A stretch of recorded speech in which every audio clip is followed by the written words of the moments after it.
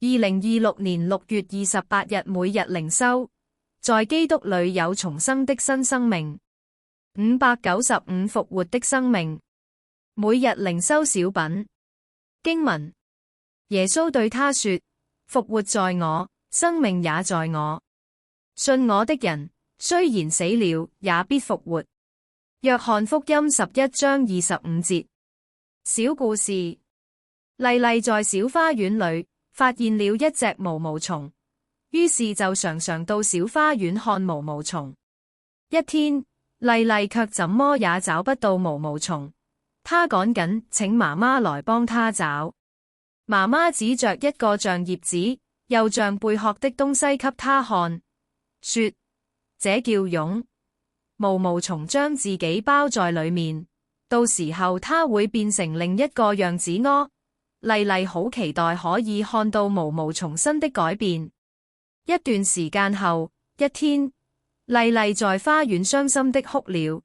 她拿着空空的蛹對媽媽說：毛毛蟲不見了，它一定是被小鳥吃掉，或被小狗踩扁了。媽媽安慰麗麗：不要難過，毛毛蟲不是被吃掉，它是變成蝴蝶飛走了。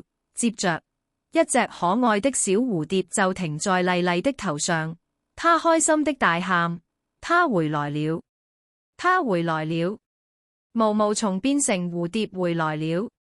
默想：我們的生命本來是軟弱、短暫和無能，但在復活的主耶穌基督裏，我們可以有新生的生命，充滿盼望和喜樂。你重生了嗎？你願意在基督裏有新的生命嗎？